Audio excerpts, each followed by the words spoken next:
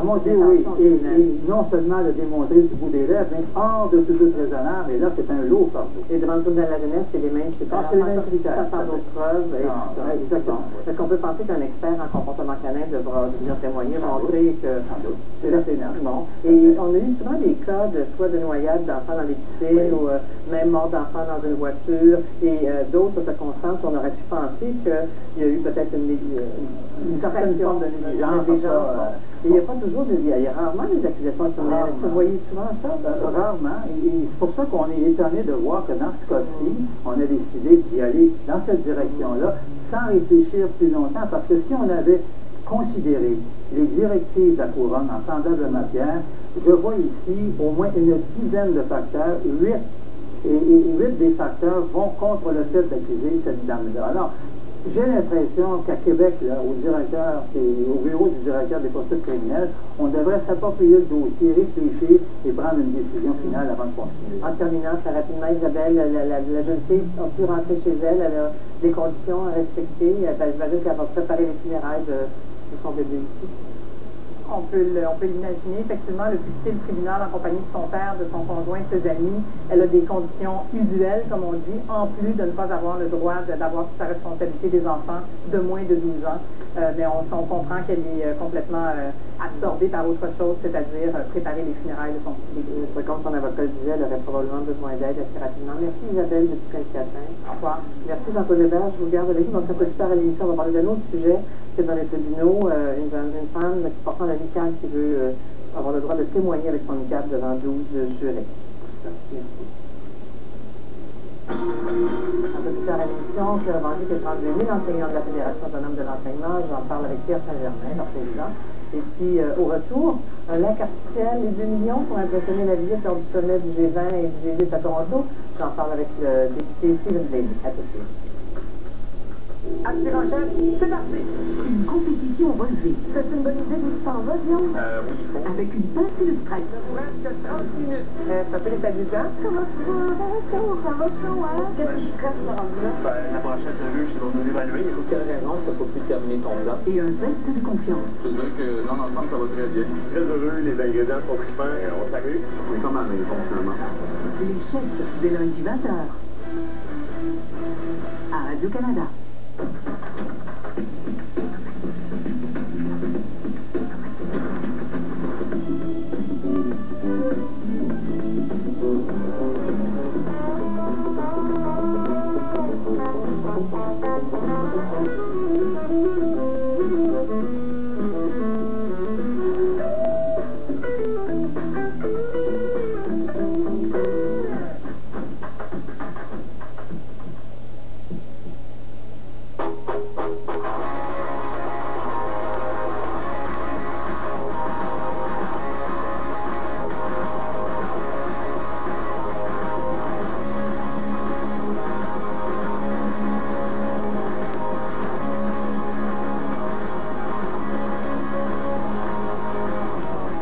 Le substitut de repas Vector contient des protéines ainsi que 22 vitamines et minéraux. Parce qu'au fond, ça t'en prend pour te donner.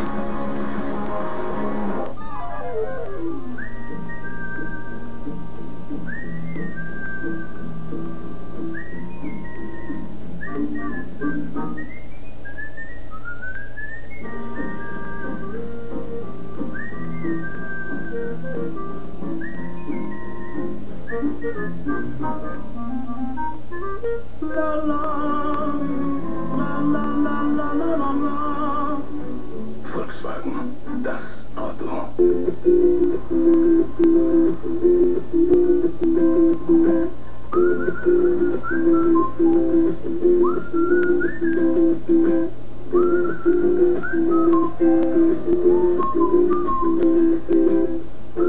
Pour que votre argent continue de travailler, même quand vous ne travaillez plus, renseignez-vous sur les nouveaux portefeuilles profilés.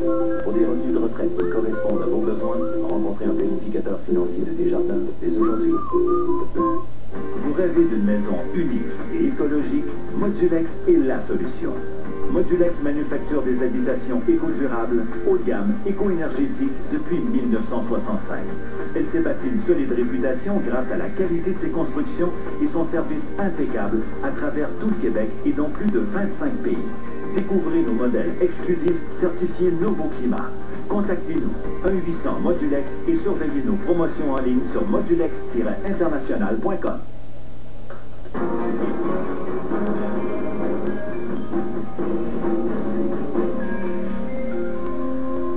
Pourquoi le Premier ministre dit-il aux autres pays comment gérer leur argent, alors ici, il gaspille l'argent des contribuables canadiens?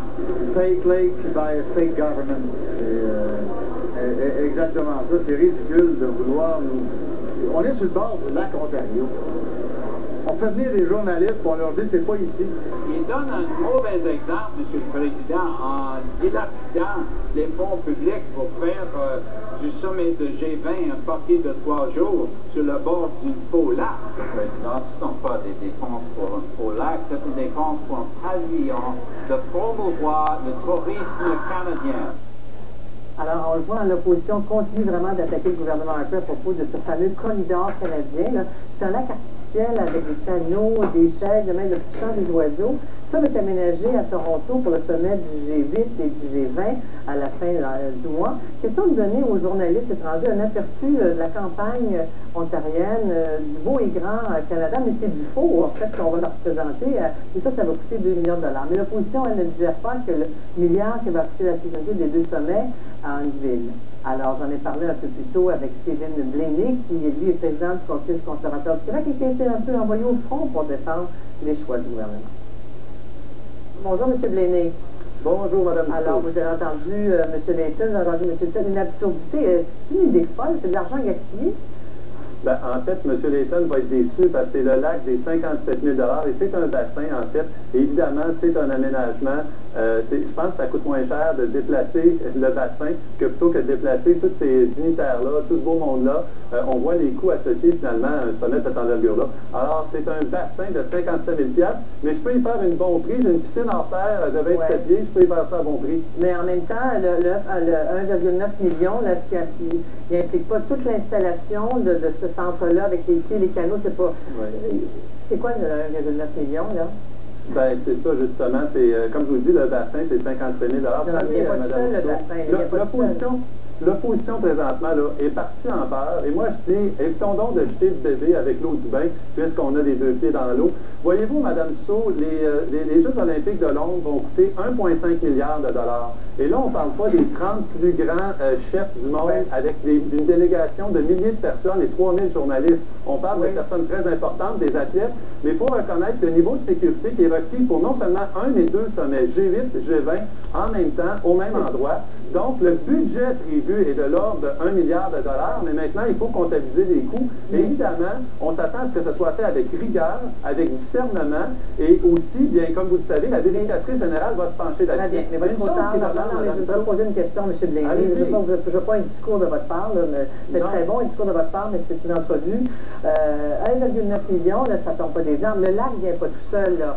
Tout ça, c'est une installation pour faire des faux semblants. Pour un événement dont on sait que à peu près tout est arrangé d'avance, les communiqués sont déjà en train d'être écrits, que c'est une grosse opération, peut-être géopolitique, là, mais de dire que les nations s'entendent et négocient depuis des mois, des semaines, des choses qui sont déjà réglées. Non, ben, Madame Dussault, vous savez, c'est sûr que quand on fait la ventilation des coûts, il y a différentes sommes qui sont allouées à différents postes budgétaires. Une chose également, il faut s'entendre là-dessus, c'est clair qu'avec un événement, ça démontre que depuis des mois, les gens travaillent là-dessus. Autant au niveau de la rédaction des discours, autant au niveau de la sécurité. Donc, c'est clair que, oui, c'est un événement qui se déroule sur 3 jours, mais ça fait des mois qu'on se prépare pour accueillir cet événement-là. Et c'est ça qui explique les coûts. Pensez... 72 heures, M. Blaney, pour un événement, vous le comparez aux Jeux olympiques, ça dure 15 jours, c'est des milliers de personnes, des athlètes qui viennent et tout ça. On construit des installations durables. D'ailleurs, on dit que dans le coin de chez Tony Clement, notre collègue ministre, on a dépensé 50 millions d'installations parce que ça va être bon pour sa réélection éventuellement. Ben, écoutez, il y a une chose qu'il faut garder en tête là-dedans. Premièrement, il y a plus de monde au sommet du G8 et du sommet du G20 que les Jeux olympiques de Vancouver. Alors, mettons ça clair en partant, c'est un événement en termes de nombre de participants qui est plus élevé que les Jeux olympiques. 3 jours. Ça, il faut s'entendre là-dessus. Deuxièmement, comme vous le savez, les Jeux olympiques de Londres, c'est 1,5 milliard de dollars. 3 jours à Toronto. Madame Sow, j'aimerais ça vous permettre de m'exprimer. L'autre élément, comprenez-vous, c'est que on parle d'un événement où, qu'est-ce qui est en jeu là-dedans? Il y a deux enjeux. Premièrement, c'est la sécurité de ces gens-là. Il faut se rappeler ici qu'à Ottawa, il y a à peine quelques semaines, il y a eu un attentat à la bombe contre une institution financière qui a été revendiqué par des terroristes. Donc, il y a un enjeu de sécurité. Rappelez-vous, malheureusement, je viens de Québec, mais le fiasco du sommet des Amériques, c'était pas l'image qu'on voulait projeter du Canada. Alors, ce qui est en jeu là-dedans, Mme Sow, c'est la réputation du Canada à l'international. Et ça, c'est important. Et oui, c'est important qu'on prenne des mesures de sécurité et qu'on projette une image. Comment vaut justement l'opportunité qu'on a de projeter une image du Canada? Moi, je suis fier d'être Québécois, fier d'être Canadien. Merci, M. Bléné. C'était court et intense. Merci. Voici maintenant votre journée en 60 secondes.